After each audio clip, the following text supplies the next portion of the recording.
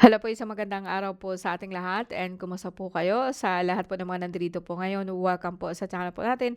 Anyway guys, nasa Aquarius na po tayo ngayon. This is number 4 na tawas sa ngayong taon na 2026. So kung sakasakali po masama pakiramdam nyo, pwede po kayong magstay, pwede po kayong makinig po sa ating dasal. And tingnan po natin kung ano po nararamdaman nyo. Is it physical or is it mental, no? Or is it spiritual, no? So sa pamagitan po ng tarot card, malalaman natin kung ano po nangyari. And then makinig po kayo sa dasal, no? So, meron po tayong dasal. This is a universal prayer po, this Latin. And alisin po natin or hingi po tayo ng tulong sa Diyos Ama na alisin po yung mga masasama po nating pakiramdam. Kasi kung minsan ho, talaga po yung mga kumakapit lang po yan ng mga negative energy po sa ating buhay, no? So, kung minsan, lalo na po kapag nagkaroon ka ng trauma, nagkakaroon ka ng previous po na problema, no, and hindi mo alam, paunti-unti po na natatamaan po ang katawan mo, no.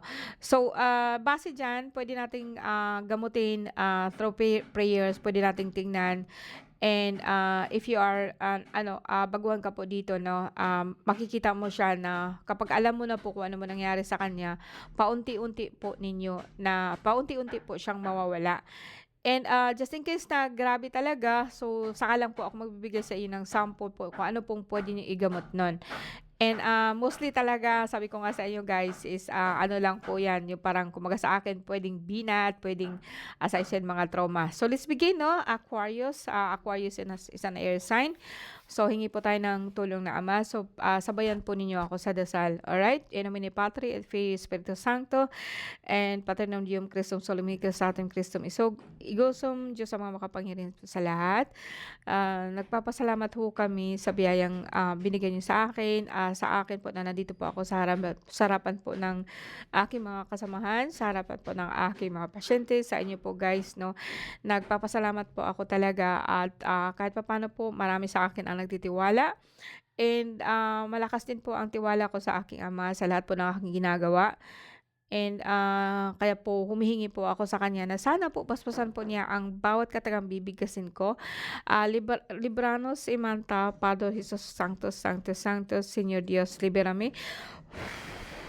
Sanctus de la Puerte, Sanctus Mortalis, Señor Lito Domal, liberame, labos del cielo, válgame. La voz de Cristo, bendigada de Santísima Trinidad, Padre, Hijo, Hijo de Dios, Espíritu laudas et fermentia Domini Jesucristo, salvame. And sa pagitan po ng aking mahal na Jesus na lagi ko pong kapiling, no, sana po is like a extend yan sa inyo yung blessing po na binigay po niya sa akin. Okay, let's begin. So, Aquarius, kumusta po kayo, no? Kung baguhan ka po guys, tawagin niyo lang po akong Ate Mel.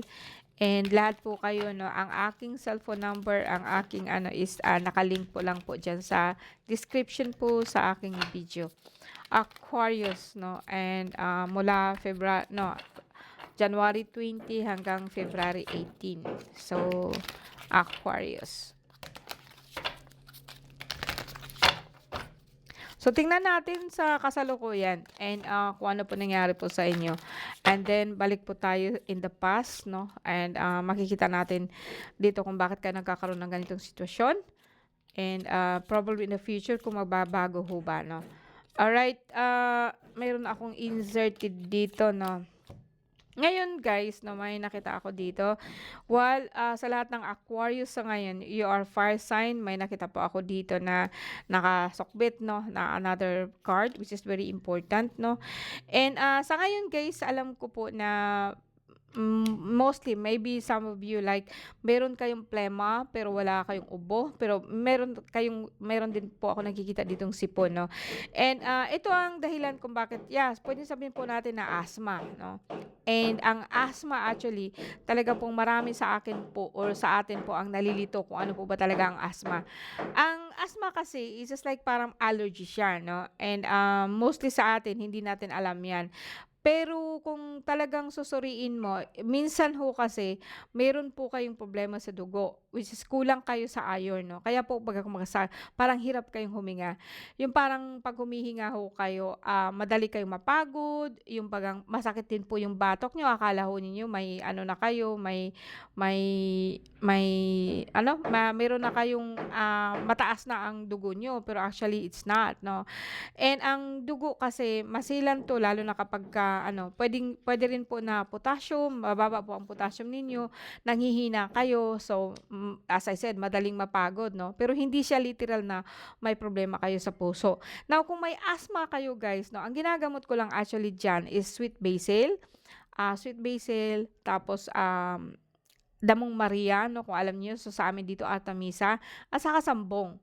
Etong tatlo na 'yan, kahit po mga dahon-dahon lang po, puwede niyong inumin siya in the morning and, bago din po kayo matulog. Sa mga bata 'no, lalo na yung ina-asthma talaga 'no, na inaalagaan ko dito, lagi ko silang sinasabihan na bago pa po magkaroon ng malaking problema, bago pa siya maging lagnat and, dapat po maitakbo na ninyo baga sa yung mga manggagamot pagka naghihilot talaga. Kasi usually 'yan, mga pilay po 'yan 'no. Now kung malaki ka na po talaga o halimbawa po may edad ka na, then, parang madali kang mapagod, usually sasabihin ng doktor 'yan may asthma ho kayo. Pero actually plema ho kasi 'yan na dumikit dito 'no. Usually napapansin niyo guys wala kayong ubo pero parang 'pag ganyan ninyo, meron hong plema 'no, meron kayong plema na dumikit po dito. Now kapagka tinamaan ka na po talaga ng ubo, 'yun tawag nila niyan bronchitis 'no, bronchopneumonia, pneumonia 'no. Pero mga ano po 'yan, mga plema po 'yan na natuyo po sa likod niyo 'no. Kaya po madali po kayo talaga pong mapagod. Then sa ngayon sa Aquarius, ito ang nakikita ko sa iyo guys 'no. Pero kung minsan makikita mo may rashes din po ikaw 'no.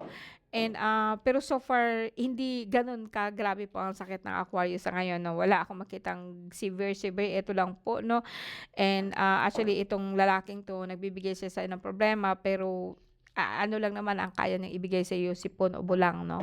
And, ito yung mga negative energy lang po 'to na nahihigop mo and, kung minsan po talaga yung batok niyo nasakit 'no, kasi nga sabi ko nga sa inyo kapagka ang high blood actually or sabihin po nating high blood pressure, yung dito mo, yung pinakasarado po ng chakra po natin dito sa may likod, yun po ang binabarahan po nila kaya po nagkakaroon ka ng problema po sa paghinga.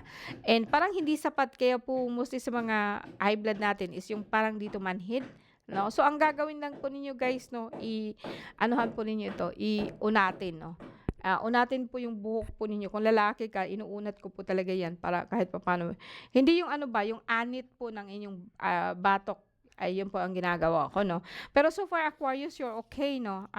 Tingnan natin in the past kung ano pong nangyayari sa'yo in the past 'no.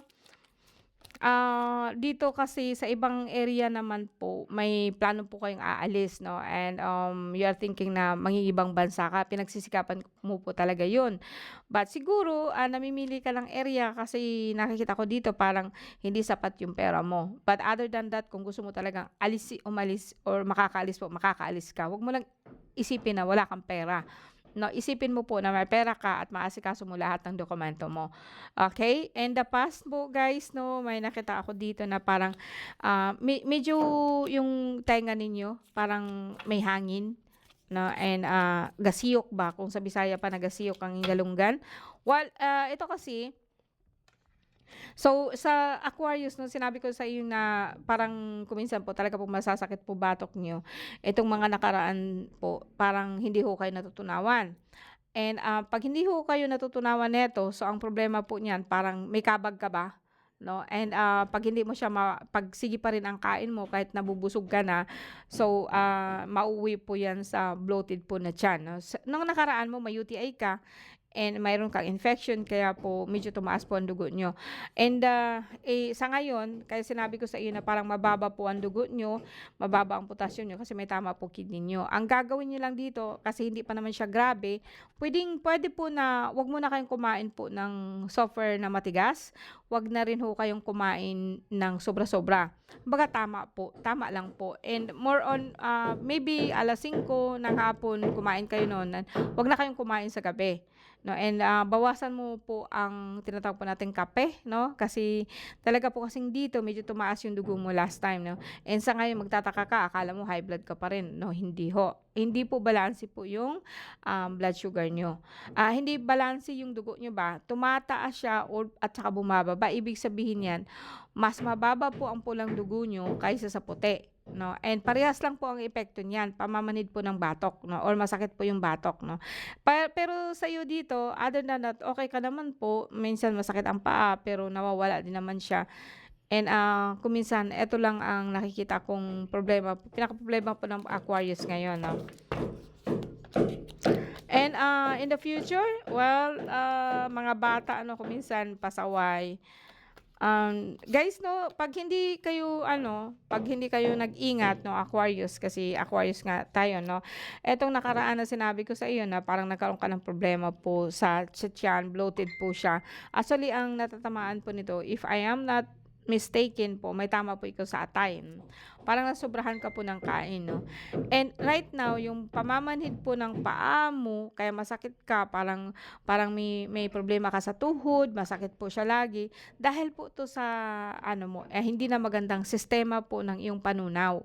Kaya nga sinabi ko sa iyo ngayon, no, bawasan mo na po ang pagkain po ng mga maaalat, ng sobrang pagkain, mga mamantikain, bawasan mo yun. Or in short po, mag-diet ka. And pag magda-diet ka po nito, hindi ka po magsasuffer in the future po ng tinatawag po nating diabetes, no? Dire-diretso po yan guys hanggang po sa kidney nyo. Kasi ngayon po, yung pamamaga po ng tuhod nyo na akala mo gout po yan. So ano ba talaga ang gout? So ang gout po kasi is like pamamaga po ng ating ugat. And actually walang gamot yan ha. Gusto ko i-clear sa inyo. Maliban na lang po pag magde-detox ho kayo. Ang gamot niya, hindi ko matatawag niya na gamot kundi detox, no? Magdi-detox ho kayo.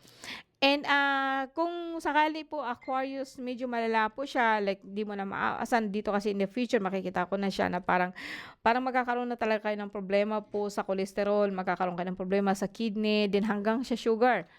So, ito'y pwede kang tumawag sa akin ngayon or later, no? Or meron akong number na iiwan dyan. And tumawag po kayo doon para kumuha po kayo nung tinatawag po nating bangkal. Pero kung sakaling may bangkal kayo dyan, so, ang gagawin niyo yan, aalisin ninyo yung balat, pagkatapos balatan pa ninyo, pagkatapos ibilad po ninyo sa araw.